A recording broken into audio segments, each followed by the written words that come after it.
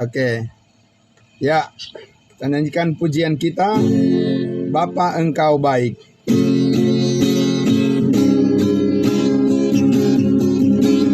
Bapa Engkau baik.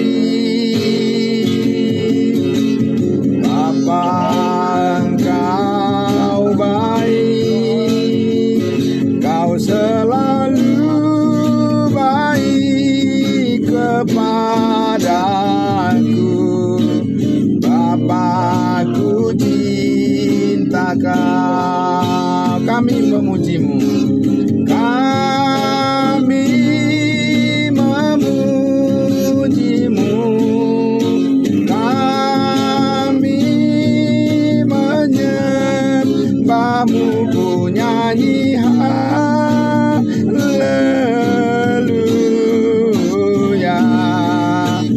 Bapa, ku cinta Kau. Bapa Engkau baik. Bapa Engkau baik.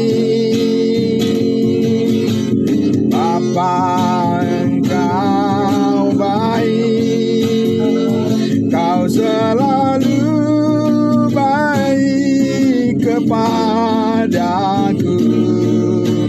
Bapa, ku cinta Kau. Kami memujimu. Kami memujimu. Kami menyembahmu. Ku nyanyi haleluya.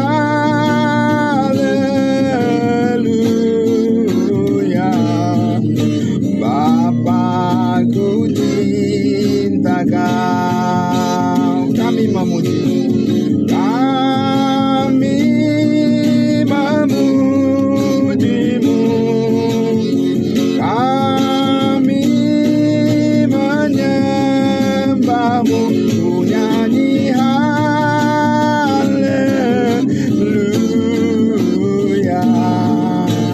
Bapa, ku cinta Kau.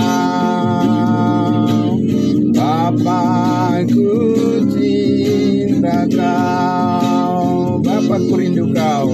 Bapa, ku rindu Kau. Oke, puji Tuhan. Ya, mari kita berdoa untuk kita masuk ke dalam pemberitaan firman Tuhan. Kita berdoa. Kami memuji dan menyembah-Mu, ya Bapa yang penuh dengan kebaikan. Tuhan kami Yesus Kristus, Tuhan yang telah menyelamatkan hidup kami, Tuhan yang terus memberikan firman-Mu menjadi kekuatan baru bagi kami. Setiap hari selalu baru berkat-Mu ya Bapa. Terima kasih Tuhan. Terima kasih atas penyertaan-Mu, dan kami siap untuk melanjutkan lagi firman Tuhan yang akan kami pahami dan kami mengerti akan menjadi pijakan berpikir kami dan juga tindakan kami dasarkan di atas seluruh kehendak Tuhan dengan apa yang kami pahami, apa yang kami mengerti, bahkan yang dikerjakan oleh Roh Kudus lebih daripada apa yang kami mampu doakan. Terima kasih Bapa, kami bersyukur di dalam nama Tuhan Yesus kami berdoa. Haleluya, amin. Amin, puji Tuhan. Ya, baik. Ya, salam sehat untuk kita semuanya. Terima kasih. Dan kita akan membaca firman Tuhan dari Roma pasal 6 ya.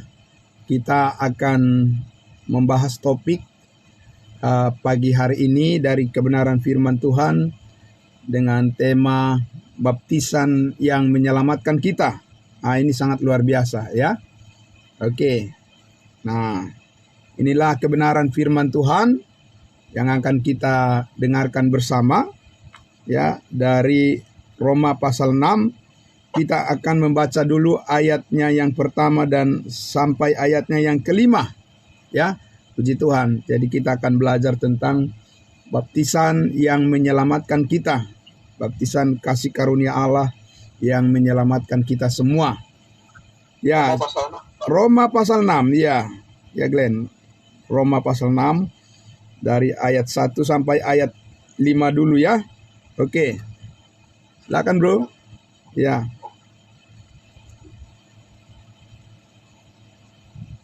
Roma pasal 6. Roma pasal 6. Ya, boleh. Kita, ya.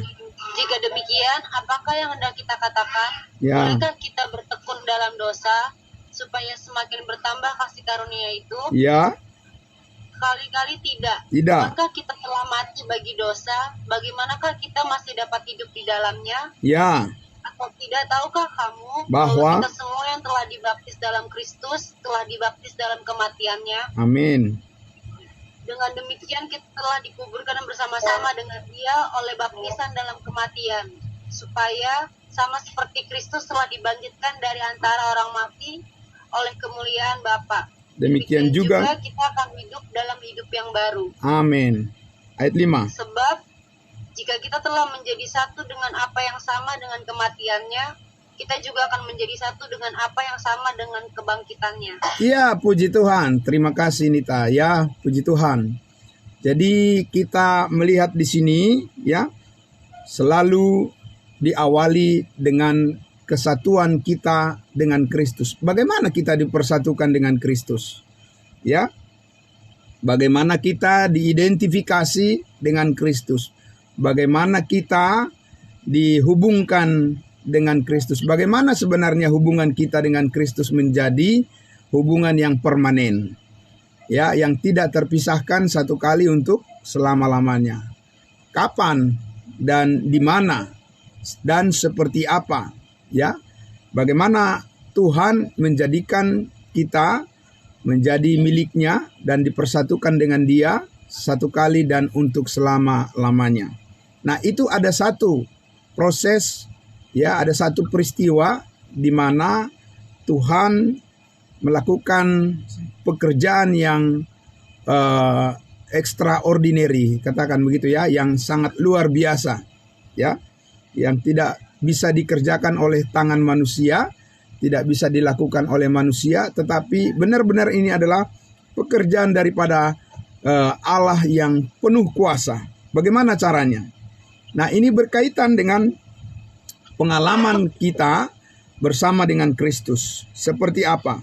Ya, di ayatnya yang ke-6 tadi, di pasal 6 mulai dari ayat 1, pertama-tama dikatakan situ, jika demikian, apakah yang hendak kita katakan? Ya, bolehkah kita bertekun dalam dosa supaya semakin bertambah kasih karunia itu? Nah, ini karena ada pemikiran pada waktu di zaman Rasul Paulus itu, ada orang berpikir, oh kalau begitu, kalau kita sudah pasti diselamatkan dan semua dosa kita sudah diampuni Tuhan dan kita hidup di dalam kasih karunia Tuhan, ya, dan Tuhan tidak akan mencabut kasih karunia-Nya dari kita orang yang percaya, berarti ada kesempatanlah kita ini untuk hidup dalam dosa. Marilah kita berpesta di dalam kehidupan dosa dan marilah kita hidup seperti yang kita mau sendiri. Paulus jawab ya pertanyaan atau pernyataan kekeliruan yang seperti itu, ya. Itu bukanlah konsep daripada kehidupan kasih karunia yang ditetapkan oleh Tuhan dan direncanakan Tuhan bagi kita. Ya, itu keliru kata Paulus ya. Ya, 2 dia katakan apa? Sekali-kali tidak, itu salah, ya. Itu keliru itu. Nah, karena kita mempunyai alasan. Dan alasan ini bukan didasarkan pada diri kita sendiri, bukan didasarkan pada akal pikiran kita, juga tidak didasarkan pada logika kita sendiri. Tapi alasannya adalah dikatakan apa? Bagaimanakah kita masih, ya, dia 2 tadi, sekali-kali tidak. Bukankah kita telah mati bagi dosa? Kalau sudah mati bagi dosa berarti kita sudah putus hubungan dan tidak ada lagi hubungan kita dengan dosa. Ya, bagaimanakah kita masih dapat hidup di dalamnya? Kita sudah dikeluarkan dari dosa. Ya, Yesus sudah mati mengampuni segala dosa kita.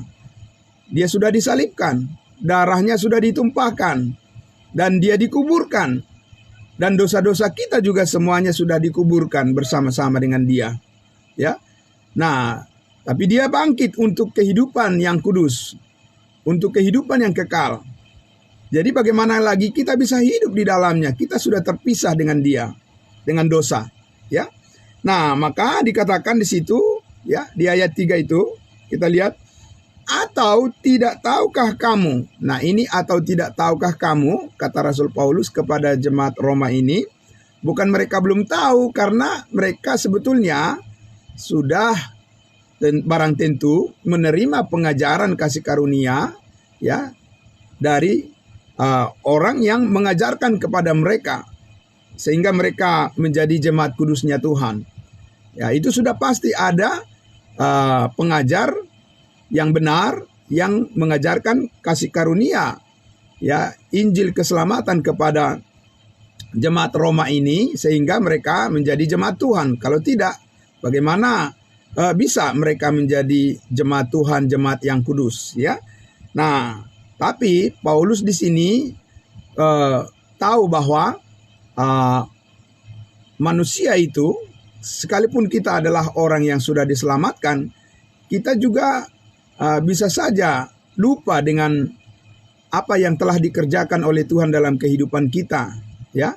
Nah, kenapa kita perlu diingatkan dengan firman Tuhan? Maka Paulus katakan, atau tidak tahukah kamu?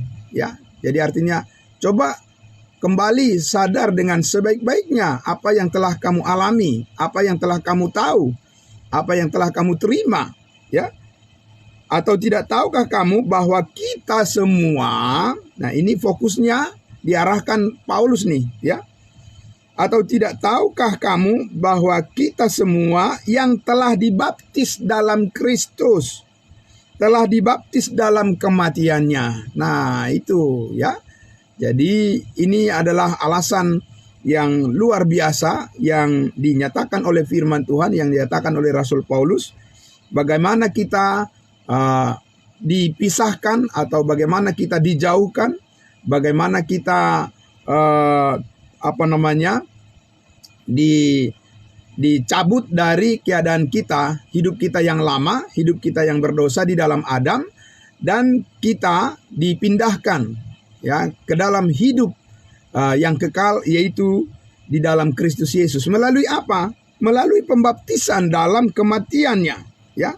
Ayat 4, dengan demikian kita telah dikuburkan bersama-sama dengan dia, ya, bersama-sama dengan Yesus kita telah dikuburkan, dan oleh baptisan dalam kematian, supaya, amin, ya, supaya sama seperti Kristus telah dibangkitkan dari antara orang mati oleh kemuliaan Bapa, demikian kita juga sekarang akan hidup dalam hidup yang baru. Nah, itu pengalaman yang tidak bisa dicampuri oleh manusia.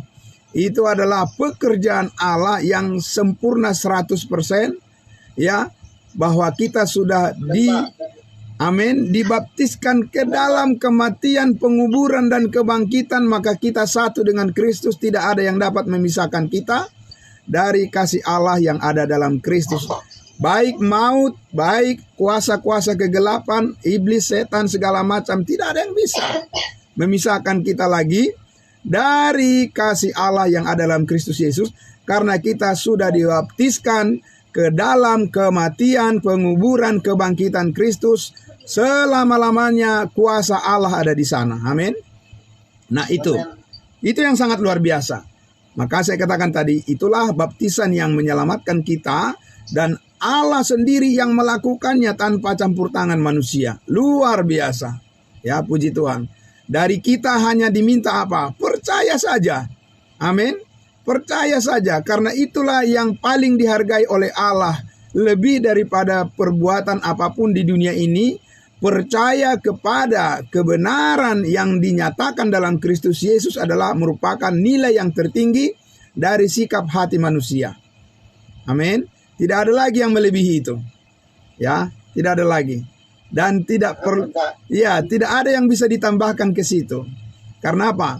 Karena di situ kuasa Allah telah bekerja sesuai dengan janjinya bahwa kita telah disatukan dengan Kristus. Ya, Kristus adalah juru selamat kita, Kristus adalah Tuhan kita, Kristus adalah pemimpin kita, Kristus adalah kepala gereja, Kristus adalah kepala keluarga bagi kita semua sebagai keluarga Allah.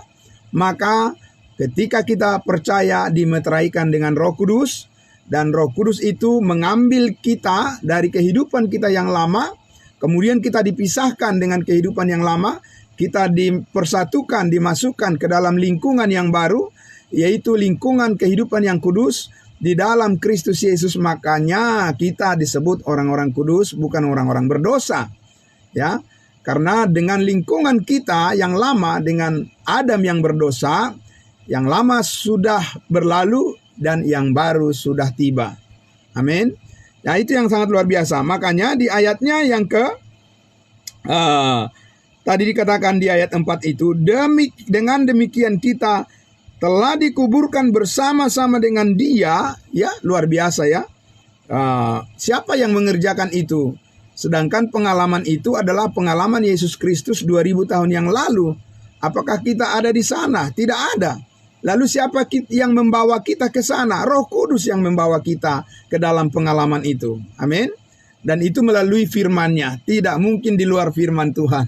Ya, karena tanpa firman Tuhan tidak ada orang yang berkenan kepada Allah. Ya, karena Roh Kudus itu punya alasan bekerja. Dia tidak bekerja di dalam diri manusia secara misterius, yang anta beranta gitu ya, yang tidak jelas, tidak bisa dijelaskan. Bukan begitu cara Roh Kudus bekerja. Roh Kudus bekerja dengan cara yang jelas. Maka di Efesus 1 ayat 13 itu dikatakan, di dalam Yesus kamu, karena kamu telah mendengar firman kebenaran, karena iman timbul dari pendengaran. Di dalam Yesus kamu juga ketika kamu percaya dimeteraikan dengan Roh Kudus. Dan Roh Kudus itu adalah jaminan bagian kita sampai kita memperoleh seluruhnya apa yang dijanjikan oleh Tuhan, dan sampai pada akhirnya kita berjumpa dengan Tuhan Yesus muka dengan muka, ya, bahwa Roh Kuduslah yang menjamin semuanya itu di dalam kasih karunia-Nya yang sudah sampai kepada kita. Nah, maka kita sekarang dikatakan, ya, karena kita sudah putus hubungan dengan dosa, putus hubungan dengan maut, dan ini adalah pengalaman bersama kita dengan Kristus, dan sekarang kita bersyukur karena pengalaman ini tidak dapat dikerjakan oleh manusia, dan itu semuanya semata-mata dikerjakan oleh Allah, dikerjakan oleh Roh Kudus dalam kehidupan kita. Maka sekarang kita dikatakan menjalani kehidupan yang baru, benar-benar baru, ya, bukan baru menurut dunia ini, bukan baru menurut konsep logika manusia, bukan baru menurut ya tradisi manusia di dunia ini, bukan baru menurut konsep apapun, ya, dengan ilmu pengetahuan atau apalah itu semuanya. Tetapi ini adalah benar-benar baru berdasarkan pikiran Kristus, baru berdasarkan pikiran Allah yang telah memperbaharui ya kita dengan sesungguhnya di dalam kekudusan dan kebenaran yang ada dalam Kristus Yesus. Karena itu di ayatnya yang kelima dikatakan, sebab jika kita telah, bukan belum, ya, bukan belum tapi telah apa? Sebab jika kita telah menjadi satu, ya, bukan menjadi dua lagi, tapi sudah menjadi satu. Ya, luar biasa ya. Di dalam kehidupan suami istri juga itu yang dikatakan. Mereka tidak lagi dua, tetapi sudah menjadi satu. Berapa lama menjadi satu? Kita dengan Kristus berapa lama menjadi satu? Kita sudah dibaptiskan ke dalam tubuh Kristus. Maka kita adalah anggota tubuh Kristus yang permanen, yang kekal selama-lamanya. Tidak ada yang bisa memisahkannya. Ya, kepala dengan anggota tubuh itu selalu menyatu di dalam setiap waktu, dalam setiap tempat, ya, dalam setiap keadaan, selalu bersama-sama. Itu kata kuncinya. Kita selalu bersama-sama. Karena Roh Kudus yang membuat kita mampu selalu bersama-sama dengan Kristus. Dengan perbuatan kita, dengan kekuatan kita, dengan usaha kita tidak bisa. Karena kita dari sononya kita adalah orang yang fail. Orang yang sudah gagal, yang fall, orang yang sudah jatuh bersama dengan Adam yang berdosa. Tapi sekarang kita di dalam hidup kebangkitan bersama dengan Kristus yang menang atas segala dosa kita. Amin. Jadi maka dikatakan di Roma pasal 8 itu, kita adalah orang-orang yang telah menang, bahkan lebih daripada pemenang. Begitu ya. Di dunia ini banyak orang yang berjuang dan akhirnya menang. Itu masih biasa, ya. Karena kalau menang hari ini, besok masih bisa kalah juga, ya. Tapi di dalam Kristus Yesus tidak ada yang bisa mengalahkan kita lagi, karena kita selalu bersama-sama dengan Kristus. Amin. Nah, Kristus selalu bersama-sama dengan kita. Roh Kudus yang mengerjakannya. Dengan hikmatnya, dengan firman-Nya kita mengerti hal itu. Ya, bukan karena kita melihat sesuatu yang ajaib-ajaib atau bagaimana dengan fenomena-fenomena atau apalah yang bisa dilihat oleh mata kepala kita sendiri ini. Bukan itu yang dimaksud. Tapi kebenaran firman Allah yang kita percayai itulah yang menjadi fondasi pilar, ya, yang paling kokoh untuk meyakini, mempercayai bahwa kita ini telah dipersatukan dengan Kristus lebih daripada pemenang, ya, dan tidak ada yang bisa memisahkan kita dari kasih Allah yang ada dalam Kristus Yesus. Amin. Ya, jadi bayangkan, ya, coba bayangkan tuh dikatakan tadi bahwa di ayat 5 itu, Roma pasal 6 ayat 5, sebab jika kita telah menjadi satu. Kata jika di situ tidak sama dengan jika di masa hukum Taurat. Ya, kalau di masa zaman hukum Taurat, jika itu berarti syaratnya dari manusianya. Ya, jika kamu taat kepada firman-Ku, kata Tuhan kepada orang Israel, jika kamu melakukan perintah-perintahku, maka aku akan memberkati kamu. Itu kata jika. Itu tergantung manusianya, tergantung perbuatannya. Ya, jika kamu mengampuni orang yang bersalah, maka kamu akan diampuni. Tergantung orangnya yang mengampuni. Ya, tapi sekarang sesudah Kristus mati di atas kayu salib, mengampuni segala dosa kita, kata jika itu menekankan fakta kenyataannya sudah. Ya. Amin. Iya. Jadi kalau dikatakan jika Tuhan telah mengampuni kamu, maka ampuni juga orang yang bersalah. Artinya apa jika di situ? Faktanya Tuhan telah mengampuni kamu dari segala dosa, maka kamu juga harus mengampuni orang yang bersalah kepadamu. Begitu, ya. Jadi itu perbedaan kata jika antara hukum Taurat dengan kasih karunia. Kalau dikasih karunia, kata jika itu adalah menekankan pada faktanya bahwa itu sudah nyata di dalam Yesus. Di dalam Kristus Yesus itu sudah menjadi nyata. Apa yang nyata? Ya, di ayatnya yang ke-5 tadi. Sebab jika kita telah menjadi satu, kalau kita ganti kata jika ini, sebab karena faktanya kita telah menjadi satu, dengan apa? Dengan apa yang sama dengan kematiannya, kematian Yesus. Memang iya kita sudah dipersatukan kan? Kita sudah dibaptiskan ke dalam kematiannya, ya. Kita sudah dikonfirmasi dengan kematiannya.